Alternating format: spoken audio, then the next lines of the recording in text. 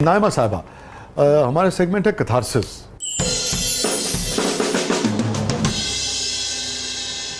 ये फरमाइए, any regret in life?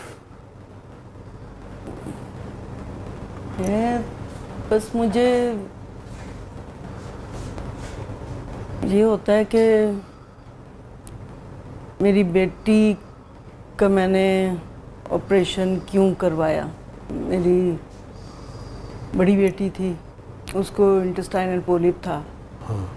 तो उन्होंने कहा कि कैमरा डालेंगे, उससे वो रिमूव कर लेंगे। फिर मेरे भाई के फ्रेंड ने कहा कि नहीं, इसकी ओपन सर्जरी करवाएं तो वो पता चल जाएगा।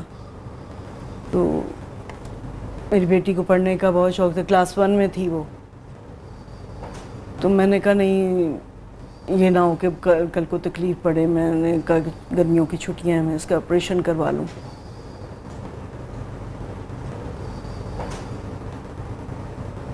बस ऑपरेशन करवाया तो उसकी डेथ हो गई। ओह, तो ये मेरी जिंदगी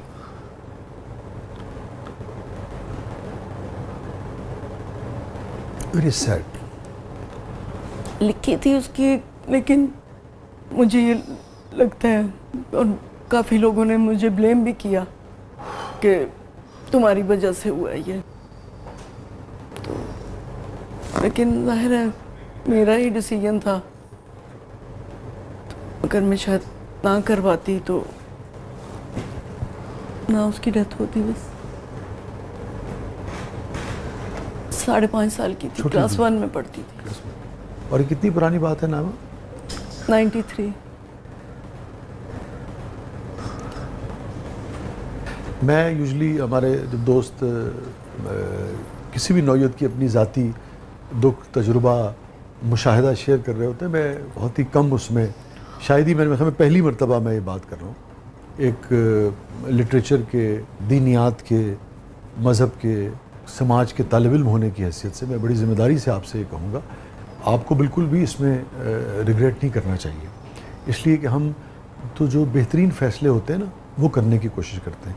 ये तब मुमकिन हो सकता था कि आपने ये सोचा होता कि मैं अपने काम को प्रेफरेंस दूं, और कोई इस किस्म की नेगलिजेंस होती, क्योंकि उसकी भी बहुत सारी मजबूरियां होती हैं ज़िंदगी की। बाज़ औक़ात काम आपको इसलिए करना पड़ता है कि उसी पैसे से उस ऑपरेशन में होना होता है। ज़िंदगी बड़ी पेचीदा चीज़ है। तो लेकिन आपने तो वही करने की कोशिश की जो बेस्ट था अपनी बेटी के लिए। तो बाकी तो हमारा ज़िंदगी मौत पे इख्तियार नहीं है। मेडिकल में कोई गफलत होती है, वो हमारे माशरे का अलमिया है। मगर मेरे ख़्याल में आपको मेरी आपसे ये रिक्वेस्ट होगी, मैंने आज तक कभी किसी से इस पर बात नहीं की, कि आपने तो एक माँ की हैसियत से बेहतरीन डिसीजन लिया कि वो बच्ची के लिए जो भी आसानी हो, उसको सेहत मिले। तो मेरे ख्याल में आपका वो दुख तो हो सकता है, मगर आप उसको रिग्रेट में नहीं सोचना चाहिए। मैं ये समझता हूँ 6 महीने तक तो मैंने मुंह में निवाला नहीं डाला था। अल्लाह गरीक़ रहमत करे जमील फ़करी को। जब उन्होंने मुझे टीवी पे देखा तो वो मुझे देख के डर के कहते, क्या हुआ है तुम्हें? तो मैंने बताया। फिर उन्होंने मुझे अपनी कसम दे के मुझे कहा, वो उन्होंने मेरे लिए वो जूस मंगवाया और मुझे कहा कि नहीं तुम ये पियो। तो मैंने खाना पीना, जब अल्लाह बख्शे पाशा साहब एक होते थे, हम ज़र दोपहर का पायलट हमने रिकॉर्ड करवाया था, वो आए कि जी रिकॉर्डिंग है, उनको बुलाएं। तो मैं तो घर पे नहीं होती थी, मैं कब्रिस्तान में बैठी होती थी। तो फिर उन्होंने कहा कि वो उधर बैठी हुई है। फिर वो कह रहा है नाइमा चले, नाइमा आपको। मैंने कहा मैंने नहीं काम करना। तो वो कहते नहीं आपने करना है, ये तो नहीं होगा, ज़िंदगी तो ऐसे नहीं गुजरेगी। तो मैं सर्दियों में मैं ब्लैंकेट नहीं लेती थी कि मेरी बेटी को ठंड लग रही होगी। गर्मियों में मैं ठंड में नहीं बैठती थी कि मेरी बेटी को गर्मी लग रही होगी। और उसमें कहती थी कि नहीं मैंने, और कितने अरसे तक तो मैं ये कहती रही कि नहीं तुम लोग, उनको गलत फहमी हुई होगी, कब्र खोद के देखो वो जिंदा होगी, मुझे वो आवाज़ें देती है, उसको निकालो। तो लेकिन ऐसा नहीं था। मैंने फिर अपनी, सब कहते थे मैं अल्लाह बेटा दे, मैं कहती थी नहीं, बस दुआ करें कि मुझे ना अल्लाह बेटी दे और वो वापस मुझे मिले। और अल्लाह के फैसले होते हैं और وہ کرتا ہے تو اس نے میری دعا سنی, اور میری بیٹی جو کینیڈا میں, اللہ تعالیٰ اس کو آمین, لمبی زندگی آمین, دے, آمین, آمین, تو آمین. وہ پیدا ہوئی. تو میں تو انکانشیس تھی, تو جب تو میں نے دیکھا میرے خواب میں وہ ایسے وہ آئی ہے, میرے سرہانے کھڑی ہوئی ہے وہ اسی ہاسپٹل میں, تو کہہ رہی ہے اماں میں واپس آ گئی ہوں. تو میں کہہ رہی ہوں کہ آپ نے واپس آنا تھا تو آپ گئیں کیوں تھی؟ کہتی بس میں آ گئی ہوں نا, اور وہ میرے سے بالوں میں پیار کر. تو میں جیسے ہی میں ہوش میں آئی تو میں نے اس سسٹر سے کہا, میں نے کہا سسٹر میری بیٹی ہوئی ہے. کہتی آپ کو پتہ تھا؟ میں نے کہا جی. کہتی ہاں آپ کی بیٹی ہوئی ہے, نرسری میں. تو پھر اسی طرح میں اس بیٹی کو گود میں لے کے بیٹھی ہوئی تھی, تو میں رونے لگ گئی. تو روتے روتے میری پھر آنکھ لگ گئی. تو میں نے خواب میں دیکھا کہ میں اس کی قبر کے پاس بیٹھی ہوں, میرے ہاتھ گود میں یہ چھوٹی بیٹی ہے, اور وہ سفید اس نے فراک پہنا, میرے پیچھے آئی ہے اور مجھے کہہ رہی ہے اماں یہ جو ہے نا یہ میں ہوں, یہ جو ہے نا یہ میں ہوں. مجھے اس دن صبر آیا تھا کہ جب اس نے کہا مجھے آگے کہ یہ میں ہوں, تو میں نے سمجھا کہ اللہ نے مجھے وہ واپس دے دی.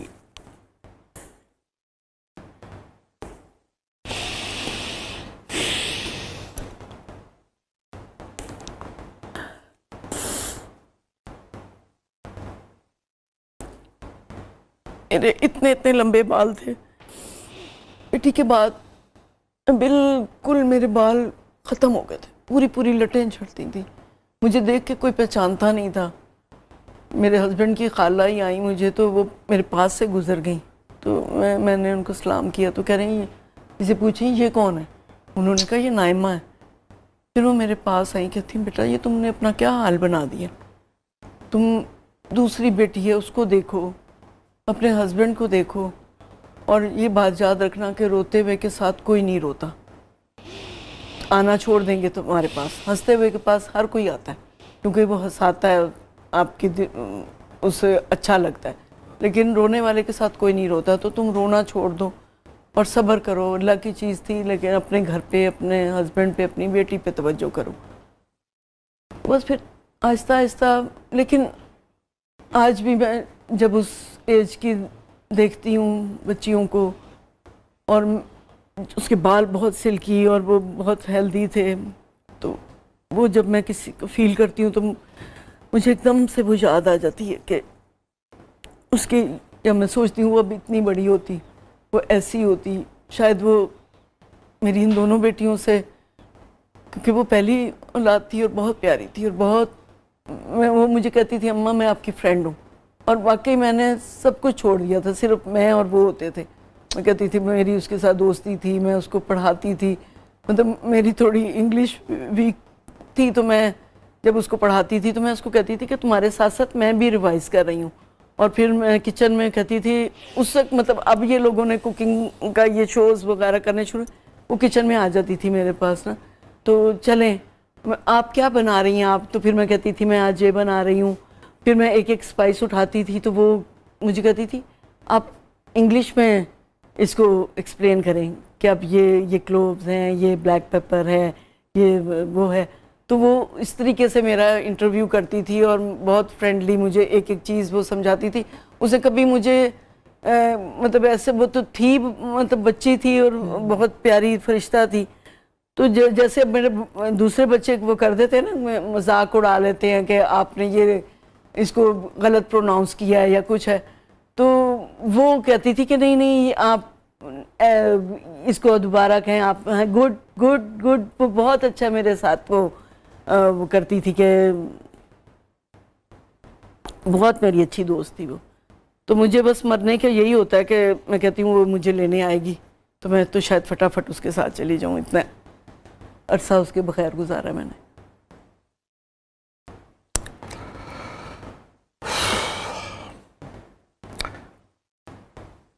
نائمہ, اتنے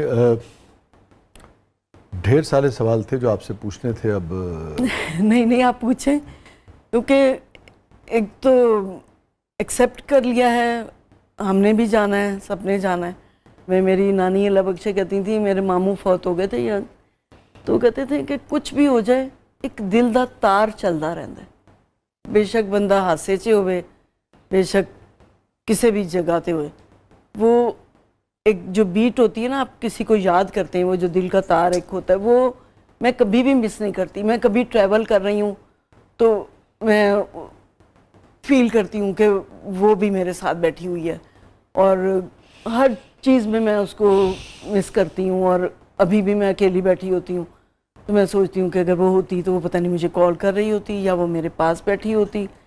تو کبھی یہ میری ممی کی ڈیتھ ہو گئی، میری بہن کی ڈیتھ ہو گئی، تو میں اچانک کسی ٹرانس میں ہوتی تھی اور میں کوئی کام کر رہی ہوتی تھی تو بیٹیوں نے آ کے کہنا اماں یہ، تو میں کہتی اچھا ٹھیک ہے جاؤ میں کر لوں گی. اماں تو ہر وقت آپ کا موڈ سڑیل رہتا ہے، آپ سڑیل رہتی ہیں.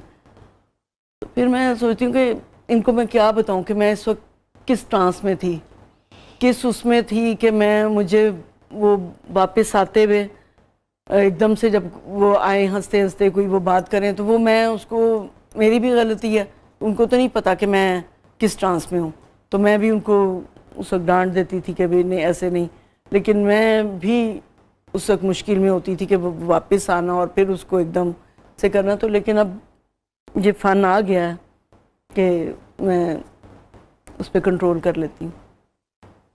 آپ کی بات سے ایک چیز بڑی اہم جو میرے خیال میں میرے لیے بھی شاید نئی نہ ہو، مگر اس پہ ایک طرح سے ہوتا ہے نا کہ آپ جب کوئی اور شخص بھی اس پہ بات کرتا ہے تو آپ کو اور زیادہ اس کا ادراک ہوتا ہے. بہت سارے لوگوں کے لیے شاید وہ نئی بھی ہو، بہت سارے لوگوں کی نئی نہ بھی ہو، کہ جب بھی آپ کے ارد گرد کوئی پیارا کسی غم میں ہو تو اس وقت اس کے موڈ کا جو اتار چڑھاؤ ہے، جو موڈ سوئنگز ہیں، اس کو برداشت کرنا چاہیے. اس وقت اس کو آپ کی شفقت کی، نرمی کی، آپ کی برداشت کی، صبر کی ضرورت ہوتی ہے.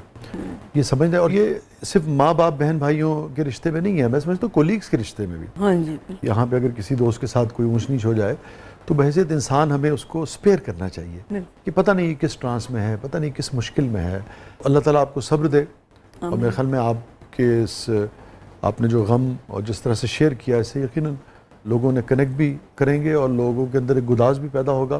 اور جس نقطے کی طرف میں نے اشارہ کیا ہے یہ بھی لوگ اپنے رشتوں میں سیکھیں گے. اللہ تعالیٰ آپ کے لیے آسانی پیدا فرمائے.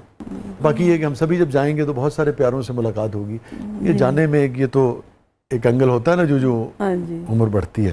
تو مگر یہ ہے کہ جو زندہ ہیں ان کو بھی دیکھنا ہوتا ہے، ان کے ساتھ بالکل وہ بھی امپورٹنٹ ہے. جی ہاں، زندہ رہنا ایک مشکل کام ہے.